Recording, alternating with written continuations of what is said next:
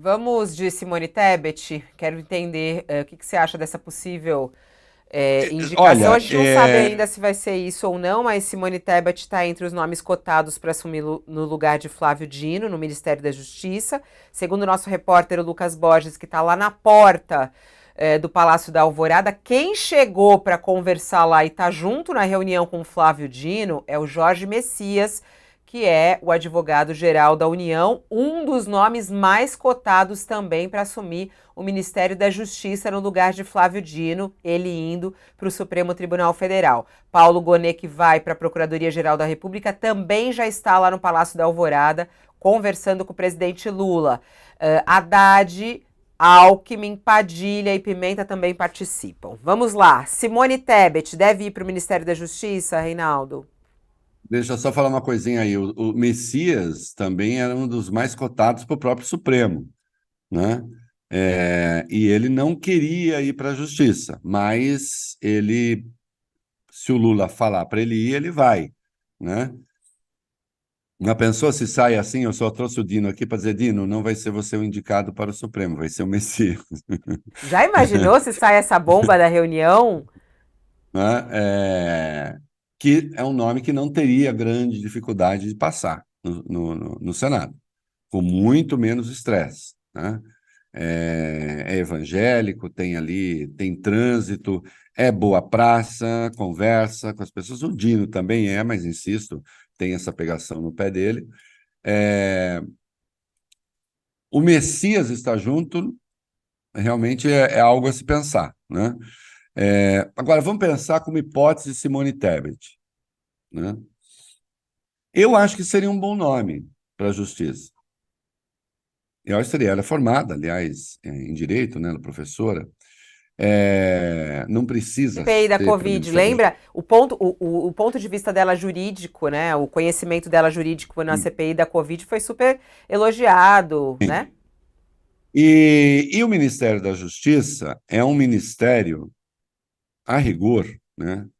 O que é o Ministério da Justiça? O Ministério da Justiça é aquele que vai cuidar, né?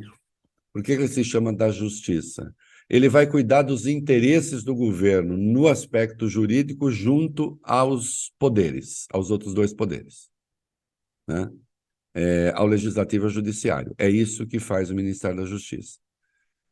E, claro, tem ali a segurança pública hoje junto, que é uma coisa complicada, né? É subordinado ao Ministério da Justiça do ponto de vista formal à Polícia Federal. Então, é uma estrutura grande, é uma estrutura gigantesca. Eu acho que seria um bom nome, sim, se ela fosse.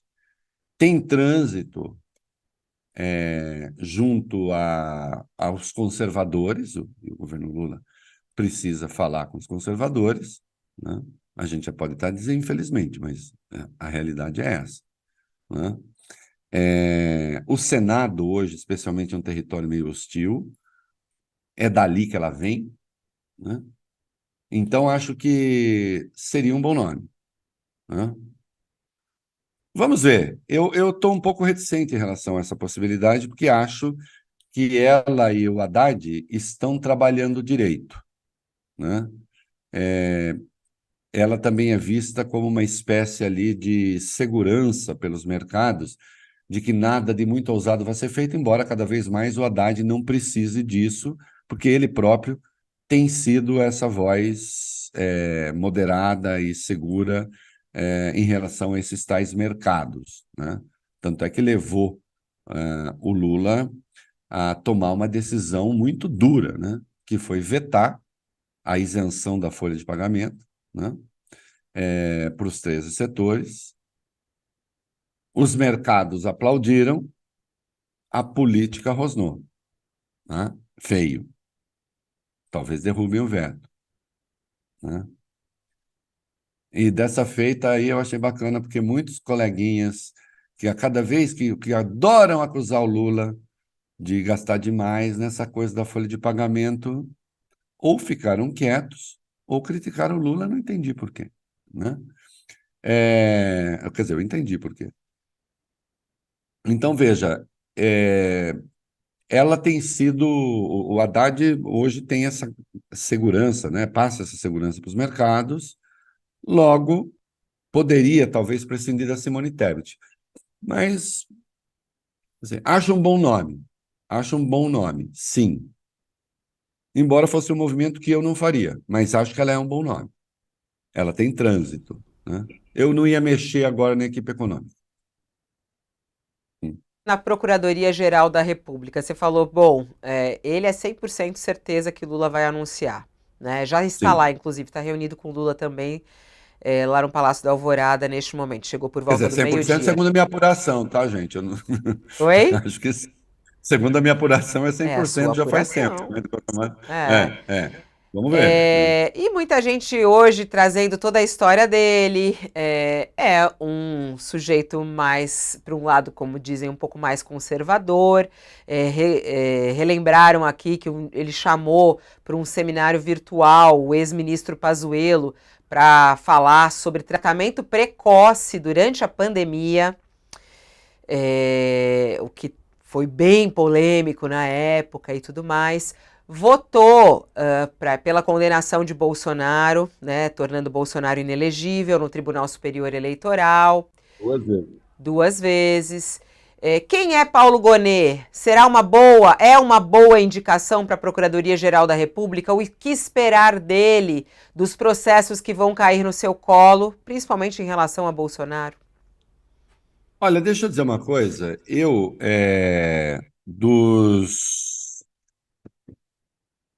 Dos nomes que estão dados, ou dos nomes que apareceram, né, o Gonê era o nome pelo qual eu torcia. Deixei isso claro. Né? Escrevi isso. O Antônio Bigonha é um bom nome também, sem dúvida, porque afunilou nos dois. Né? Mas eu acho o Gonê técnico. As pessoas podem discordar dos votos, mas aí, assim, a gente conhece de cada voto aquilo que fica saindo na imprensa, né? Votou isso aqui, votou não sei o que lá. Precisa ver a justificativa técnica dos votos. Eu acho ele tecnicamente muito bom. Então vamos lá.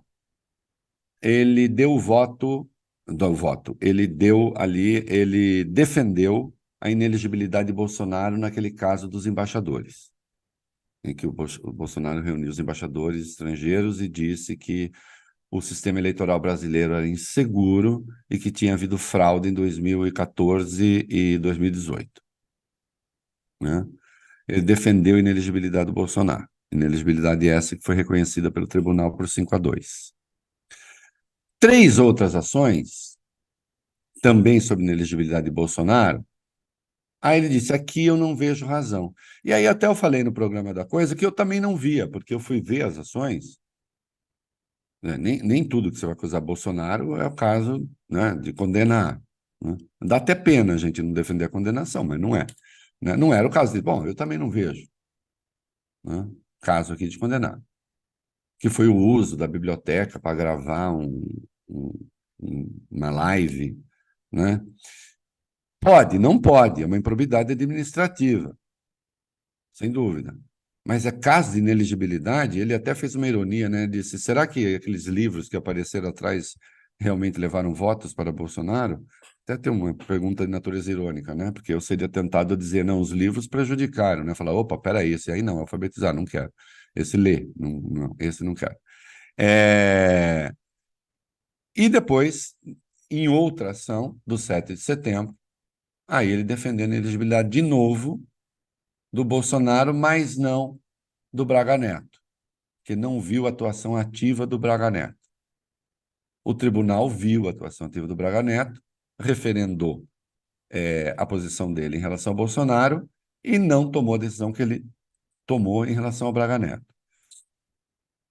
Então, eu acho que vai ser alguém que vai se orientar tecnicamente, né, na posição que eu considero, Fabiola, a posição de procurador-geral, ela é, por 2 anos, ele é o homem mais poderoso da República. É a única pessoa que realmente, pouca gente se dá conta disso, é a única pessoa que realmente toma decisões monocráticas. É o PGR. Eu explico. Ministro do Supremo, toda decisão de ministro do Supremo tem de acabar sendo referendada ou pela turma ou pelo pleno. Não é? Muito raro ali chegar a uma natureza de processo que cai uma decisão realmente monocrática. A decisão ou é a turma ou é o pleno. Tem que referendar. Presidente da República toma decisões monocráticas, não? Toma. Só que elas estão. Existe alguma decisão do presidente da República, Fabiola, que não esteja submetida à jurisdição do Supremo? Não. Não. Nem a graça, como nós vimos no caso da Daniel Silveira, que é o presidente que concede, é um dos poderes do presidente, segundo o artigo 85. Até isso, se o Supremo achar que tem desvio de função, o Supremo vai lá e diz: não, aqui não, não pode. Né? E fizeram isso com Bolsonaro, fizeram isso com Temer. Né? Então, o presidente não toma decisão monocrática, que não esteja submetido à justiça. Os ministros do Supremo não tomam. O PGR é o único que pode denunciar presidente da República, por exemplo. O PGR é o único que pode pedir abertura de ação penal para parlamentares, e a decisão dele é irrecorrível. É irrecorrível. Se o PGR não pedir abertura de ação penal para deputado e senador, o Supremo não pode abrir essa. O Supremo pode investigar, mandar investigar, abrir inquérito, autorizar a abertura de inquérito. A PGR diz não, o Supremo diz sim, já aconteceu. Agora, abrir a ação penal, aquilo que realmente vai dar processo, aí é o senhor PGR. Não existe autonomia como a do PGR no Brasil. E eu até considero isso com toda a vênia aos colegas constitucionalistas, não que eu não sou, né? Eu sou só um atrevido. Mas eu considero que o excesso de poder do Ministério Público foi um dos erros da Constituinte de 88, que é muito poder. Nós vimos o Aras, não vimos? O Aras. Ainda que processar o presidente da República, claro, tivesse de passar pela Câmara por crime de responsabilidade e depois pelo Senado, mas, de qualquer modo, pedir a abertura da ação penal, caberia ao PGR e não pediu. Né? E eu insisto que esse superpoder vale também para os deputados e senadores. Então, é um poder gigantesco que tem o chefe do Ministério Público, né? Que, aliás, note-se, ele é da Procuradoria-Geral da República, mas é do Ministério Público da União, né? Tem outros setores do Ministério Público que ficam debaixo do PGR. Então, aí, quanto mais técnico for a pessoa, quanto mais apuro técnico tiver a pessoa, melhor, né? Se tiver proximidade com o presidente, essa proximidade mais geral também é boa. Agora, não pode ser, aí sim, até por essa natureza que eu estou falando, não pode ser um mero esbirro do presidente da República. Tem que ter um Porque aí é muito. alinhamento no sentido é, do pensamento, um alinhamento. Vamos falar da independência dos poderes, vamos falar do triunfo da lei, Não, o vamos básico, né? pensar. O básico é: nós estamos numa sociedade que cada vez mais é uma sociedade de reparação de direitos, então precisamos estar preocupados, vamos lá, com as mulheres, com os negros, com os indígenas, isso tudo diz respeito ao Ministério Público. Né? É o Ministério Público que está ali. O Ministério Público é o órgão do exercício da cidadania, de um lado, e, ao mesmo tempo, ele tem uma importância no sistema de punição das transgressões central. Né? Porque é ele que investiga, em último caso, é ele o titular das ações penais. E, em alguns casos, insisto, a decisão é monocrática e ponto final. Né? Aliás, ela é, se você pensar em muitos casos, mesmo na primeira instância, se o promotor não, se o procurador não se interessa, procurador federal, o promotor estadual, se ele não se interessa pelo caso, não acontece, né? Mesmo que a polícia investigue, né? Quem é que vai oferecer denúncia, né? Então, aí é importante que seja alguém tecnicamente muito bom, e isso o Gonê é, sem dúvida, que não seja corporativista, porque também não pode ser assim, estou aqui para cuidar da categoria dos procuradores, né? Estou aqui para tratar o Ministério Público como um ente independente, porque o Ministério Público, de fato, ele é independente, isso quer dizer, ele não pertence a nenhum dos três poderes, mas ele não pode ser um quarto poder, acima dos outros três, como, entendo, Rodrigo Janot conduziu a coisa, né? Eleito lá por um sindicato, né?